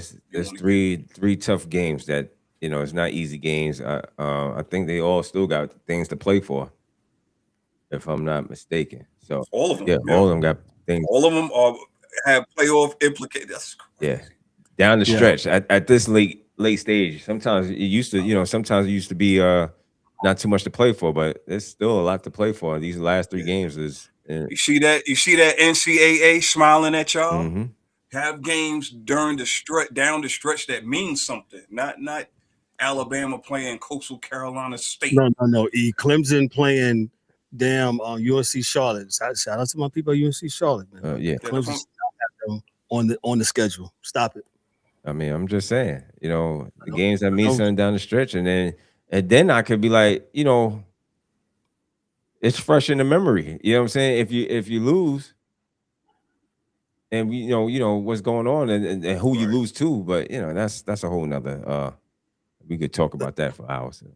Let me just move over to it's a football thing, but me and D-Dubs can probably relate to this. It's real quick. And this is from Yahoo Sports. It's from Mike Florio. He wrote for this. He said, many of the fans arriving to the Sunday's Raven Bengal games found their seats covered with snow. League rules require all snow to be removed by home team. The Bengals admitted that the seats hadn't been cleared. The NFL has provided a comment in response to an inquiry by PFT. The league's football operations and security departments were in contact with the club and stadium personnel over the previous 48 hours regarding snow removal, a league spokesman said by email. The field sidelines, aisles, and walkways were prioritized and appropriately cleared throughout the weekend. Additionally, snowfall occurred overnight, which resulted in a minimal accumulation within the stadium bowl. Mitigation efforts were implemented to ensure the field and stadium were ready for the game. Stadium personnel assisted fans at their seats as necessary. Now, the reason why I'm bringing this up because the Ravens just destroyed. Well, didn't destroy. They beat the Bengals. The Bengals are lesser charged NFL franchise. You said it right. They shut them out. That's being destroyed. You're supposed to be this top prolific Joe Cool offense. You got destroyed. I'm sorry, Kevin. No. Keep going. Keep going. Keep going, E. Yeah, I don't want all you Cincinnati fans. Oh, we got Burrows back. We got a chance. A chance to do what? Nothing. A chance to do what? Well, maybe if you would have paid all these guys, maybe you would have had them clean them seats clean. Maybe you had enough staff to clean them damn seats. The angry one has spoken. Put it in the comment section. Get at me. Yo. You got destroyed by a defense. Cincinnati was at home too. You got destroyed at home by a defense who has not played good all year. Yo, they didn't score not 1 point. Not 1 point. And the reason why I said that Dan, who's his Steelers playing the same division as the Bengals, he says, yo, they notoriously are the most cheapest team. I've heard Boomer Esiason on WFA radio say quite a few times how that team very much pitches pennies. Yeah, that's when I put it in the chat because I immediately thought, I said, Cincinnati, y'all that damn cheap. Y'all can't remove the snow from the. That's a lesser charge. D, you remember when we went to the Giants game back in the days that playoff against Minnesota? That's why I vowed not to ever go to another cold game again. It was cold that day. It was 19 degrees, like how it is in Pittsburgh. Yeah. It was during the daytime, at least we had sun on us. But anyway, at least when we got to the old Giants Stadium, the snow was cleared from our seats. Now, there was some snow on a little bit. We put some cardboard boxes, man, but I didn't have to go there with a shovel and be like, yeah. and go to the snowdrift, man. Come on, dog. Cincinnati, you are lesser charge. Yo, seat 6 and 8. 6, 7, and 8. Gotta clean the snow off. No. Yeah, man. That's the reason why I wanted to watch that, mention that, man. That's just awful, man. Let me go to the next day. The next game, I think this is the game of the day. Broncos 34, Green Bay 26. Broncos secure their 11th consecutive win. Oh, yeah. Shout out to the Broncos, man. Oh, yeah. Broncos. Bo Nix delivered a career-high time performance with 4 passing TDs and over 300 yards, leading Denver's offense. Packers led 23-14 early in the second half before Denver outscored them late and took control. Turnovers in defense, Broncos scored 4 for 4 in the red zone and made critical plays, including interceptions. Packers struggles. Green Bay committed 2 crucial interceptions and failed to capitalize inside the red zone late. Major injuries, Packers star Michael Parsons, he feared to have an ACL torn. I don't know, has that been confirmed yet? We're still checking sites. Denver remains atop the AFC with the number 1 seed in view, while the Packers' NFC aspirations have hit and miss injury concerns. D-Dubs, your thoughts on the Pack? I want to know where Mike Mills is at because Bo Nix. Oh, yeah, he was definitely putting some Bo Nix slander. Yeah, Bo Nix. But, yo, man, shout out to Bo Nix. Bo Nix is it's amazing that this Denver team is where they at what's the record? 12 and 12 and 12 2. and 2. 12 and 2. 12 and 2. Yep. Yo, shout out to Denver, man. And they had some questionable games that should have went the other way and did it. And that's one thing about NFL and playing the game. And You win. Yeah, you know what I'm saying? The games that it could go either way, but you win these games, and sometimes it's a luck of the draw, or just saying the luck of the draw is just straight up luck that you get some of these wins. Because we could tell you by far that Giant game that a game that they should not have won, and they end up winning the game. You know what I'm saying? So, kudos to them. And 12 and 2, and they had a lot of games this year that it could have went either way, and it bounced away. So, that's part of winning as well, of learning how to win, and games that you shouldn't win, and you've been able to pull it out. So, we've seen a lot. You gotta give credit to the coach, Sean Payton. Sean Payton has done a tremendous job getting this team together, learning how to win, getting everybody together. Broncos, what can I say? Patrick Surtain, that defense,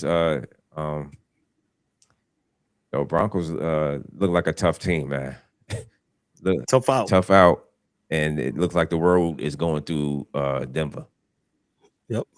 E, what you got on this before we move on to our last game? I'm gonna just say this as good. Yeah, they got 12 wins, like D-Dub just said. 1, 2, 3, 4, 5. 5 of them are 3 points or less. Yeah. They've only had one blowout, which was for the Cowboys. Not that blowouts matter. They beat the Raiders 10-7 and 24-17. They went into overtime against a Jaden Daniels-less Commanders team. I'm saying all of this to say, just like, yeah, it's good to have luck and, things bounce in your favor. But I always say, I remember that it was a couple years ago, so it's still fresh in the memory. The Minnesota Vikings were the same way. Oh, man, they won 10 games they won 10 games with the score was less than 6 points or something like that. And what happened? They got smashed by the Giants. So it's been a great regular season so far. I'm not taking nothing away from them. I'm just that's just going to heed my expectations. That's why I say the AFC, both the AFC and the NFC, the parity is great. Yeah, right. Even though some of these teams have looked great at times, the Rams, the Seahawks, the Broncos, you still have moments where you're like, yeah, let's peel back the layers of this record real quick. Yeah, you're 12 and 2, best record in the league, but let's see how you got there. Mm-hmm. Good point. Good point. Yeah, they are chiming in. They are humming. Was it 11? And I'm gonna say this: Green Bay, I'm not trusting y'all. I've been told y'all, Jordan Love, you have flashes, but you turned that ball over way too much for me. Way too much for me. And critical for you to be the next. Exactly, Kev. In critical moment, you're not doing this in the first quarter. You're doing this in the fourth quarter, my guy. No. Yo, put it in the comment section. If they're not Jordan Love, you ain't really hit. North. The NFC North. If you look at their success, all them teams can run the ball. And if they're not able to run the ball, then they, of course, have to lean on the quarterback to deliver. And between him and Jared Goff, those are the two that are the most suspect when it comes to turning that ball over.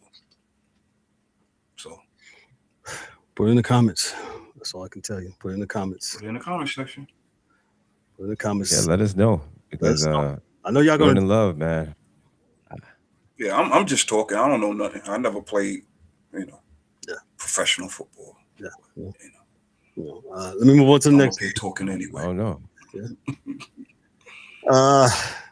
So this last game, the Colts and the Seahawks. Seahawks escaped, and I say escape with 6 field goals against the Colts, 18-16. No touchdowns for Seattle. All 18 points came from 6 field goals by Jason Myers, including a 56-yard game winner with 18 seconds left. A Seahawks franchise record performance. Phillip Rivers returns. The 44-year-old QB came out of retirement off the couch for the Colts due to injuries. His first NFL game in nearly 5 years. Rivers threw a touchdown to Josh Downs, marking his first NFL TD pass since 2021. This is crazy. And led a late drive that set up Blake Group's 60-yard go-ahead field goal. Man, is it me that field goal kickers are getting even better, man? Like 60 yards is not a problem anymore. Not a problem. Seahawks. Sam Speak Darnold. for yourself. I mean, the Giants kicker can't kick no 60-yarder. He can't get his foot off the ground. Choose whatever his name is. I'm sorry. You're right. But go ahead, Kev. I'm sorry. No, you just. Sam Darnold threw for 270 yards, and Jackson Smith Nagua had 113 receiving yards. Key offensive contributor despite Seattle failing to score a TD. The Colts defense plus special teams was strong. Colts held Seattle without an offensive TD for most of the game, and Indianapolis defense played well also without key starters. Seahawks improved to 11-3 and solidified NFC playoff position. The Colts fell to 8-6, fighting to stay alive in a crowded AFC picture. Rivers' comeback generated national emotion and narrative, though it fell just a little bit short of a fairy tale finish. I'll jump on this first real quick. It was a really good, feel-good story. When I heard that he was coming back, Phillip Rivers, I was like, man. And then I said, man, 44-year-old guy just used to play in the league. He can come in off the street. What does that say about those that are on practice squads and things of that nature? Damn, I don't trust them. Oh, well, if you ask Mina Kimes, Mina Kimes said, we ain't gonna ask her. No, no. Oh, okay. Yeah, she said. No, but go ahead. She said what? Nah. I'm gonna leave Mina alone, man. She got some. Mina Kimes, she knows it all, man. So go ahead, Kev. I'm gonna leave it alone. Man, dude just tried to take Tua's head off, man. Yeah. I what does this say about quarterback play in the NFL this year? I mean, that you don't even take that channel down. Yeah, I know, right? That you don't even trust. I mean, I don't know who the Colts talked to or whatever the case may be, and they thought Phillip Rivers was their best option. I forgot who said it last Thursday. They said that getting Rivers, they don't want to. I think it was Ryan, if I'm not mistaken.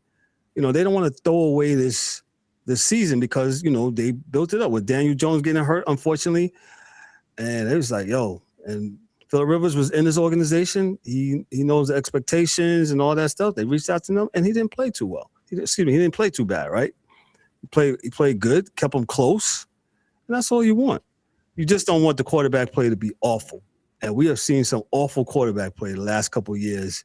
After the starter gets hurt, and then you go to the backup. Gone are those days of Don Strock. I'm probably aging myself. Who's some other good backup quarterbacks? My Giants. What's my main man for the Giants? Who, when Phil Simms got hurt, Jeff Hostetler. Picked up like it was no problem, and he was able to win that 90 Super Bowl with the Giants, man. I don't know who you got in this league. I mean, who?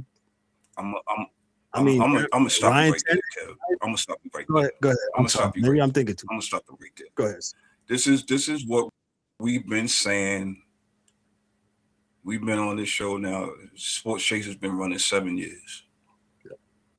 5 years on YouTube. Organizational development, and the lack there is. All those teams that you mentioned, Kev, had real coaching. They had real coaching staffs that knew how to develop players. So even though if the main guy went out, you had some guy that he may not even have the same skill set, but he was serviceable. Shout out to Phillip Rivers for coming out, and yes, it was must watch TV for a lot of folks, right? Feel good story and all. But like we said about Aaron Rodgers, I'm gonna say about Phillip Rivers. He's 44 friggin' years old, And if you watch that last pass, oh, you're too critical. I don't care. This is football. That last pass, he had absolutely no zip on that pass. No zip. So going forward into the playoffs, I know this is just 1 year, but if the Colts was supposed to get into the playoffs, who are they going to beat?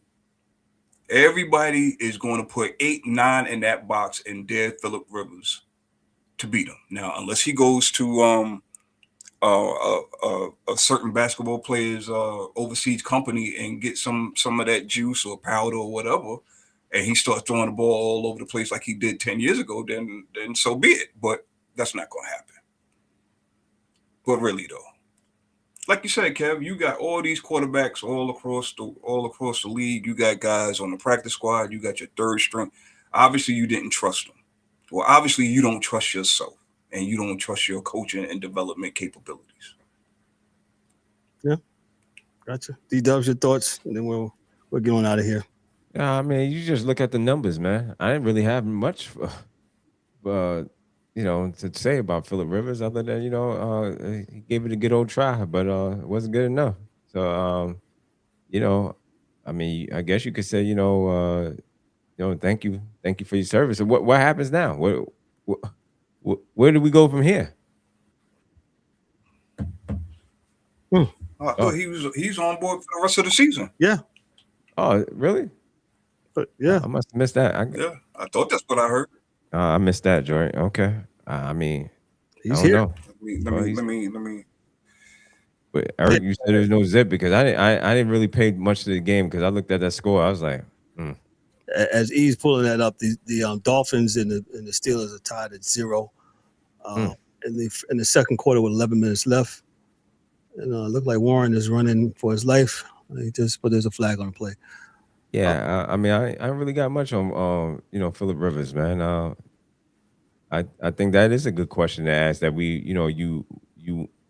I mean, I understand that he knows somebody and they work together and they work on he's running a playbook and he's running a similar offense or something like that, something to that degree. Did y'all hear that also? What with his kids? Yeah, Phillip Rivers. It was a familiar offense. Yeah, that was one of the reasons why they went to him because he played with them, before he retired, and there was some familiarity with the playbook and stuff like that. That word that I can't pronounce for my life. Yeah. It was something like that, something to that degree. But well, that matters. Yo, man, especially now, yeah, that matters absolutely. Yeah.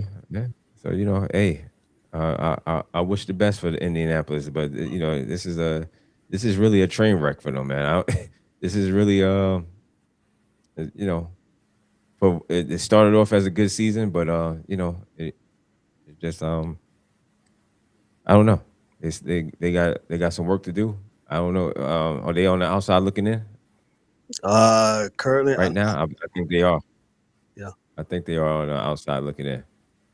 Yeah, so that's all I got for you, Kev. Gotcha. Appreciate that. Real quick, the NFL, since they want to be, maximize their profits and things on Christmas, this is what you got to look forward on Christmas Day. At 1:00, you got the Cowboys and the Commanders. And then at 4:30, you got the Lions and Vikings.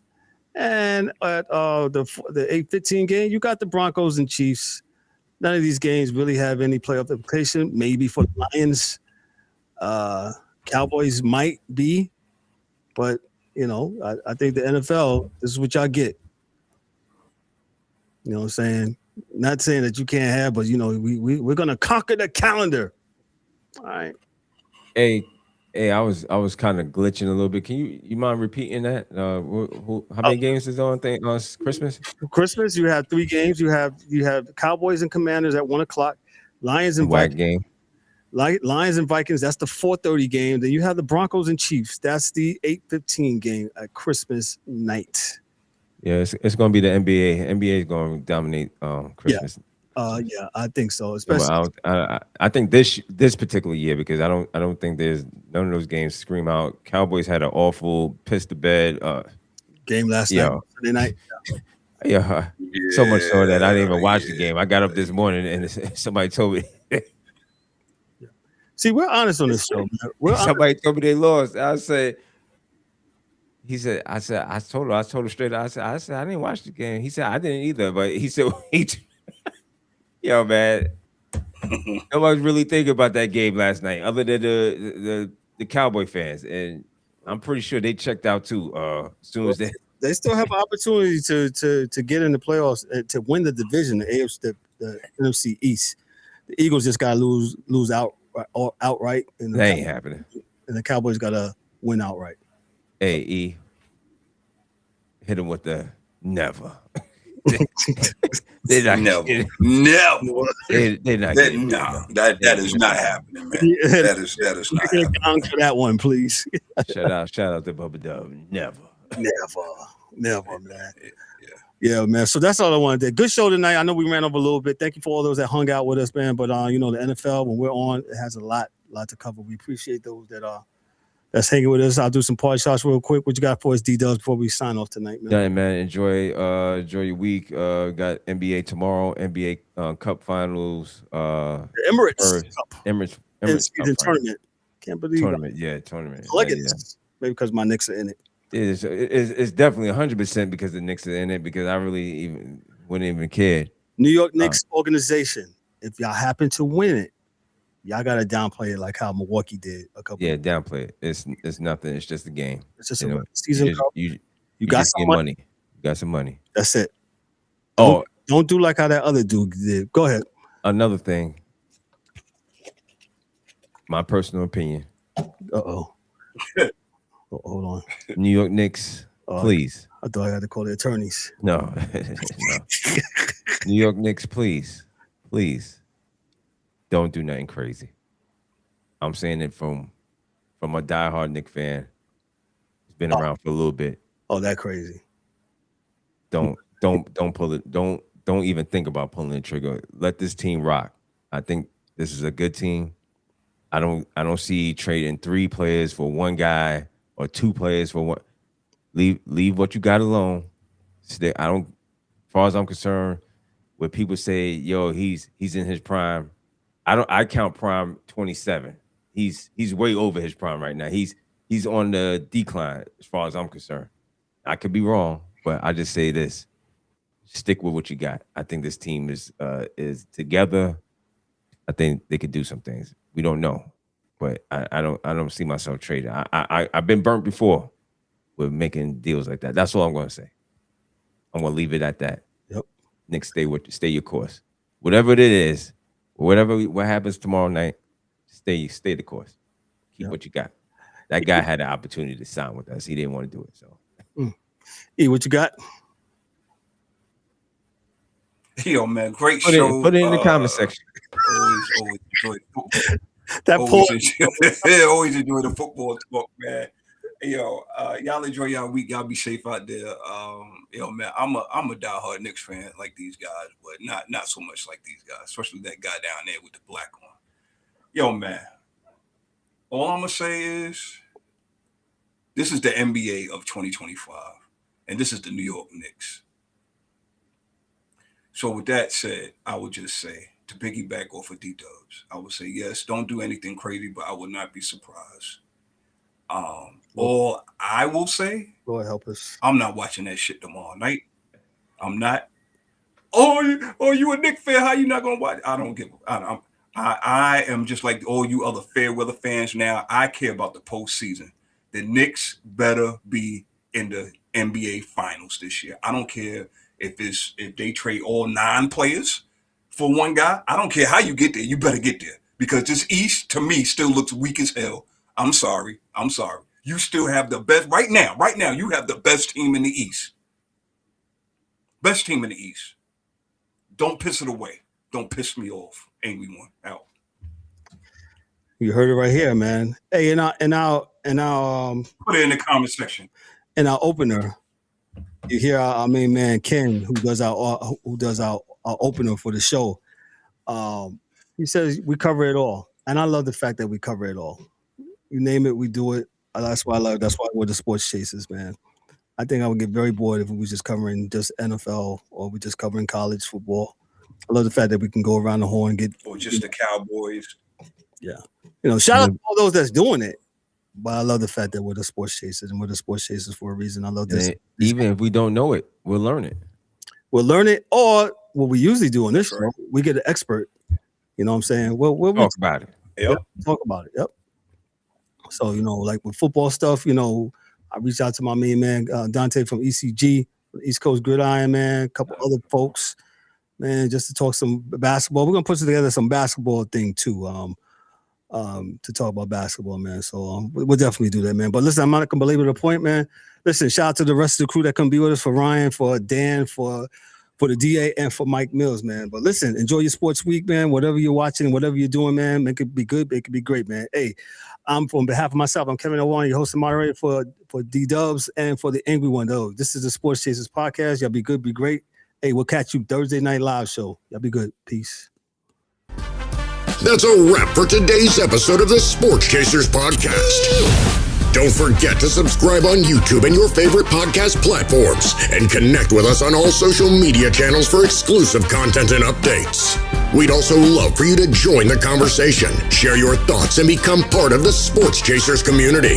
And remember to tune in next time for some more real sports talk. Until then, stay frosty.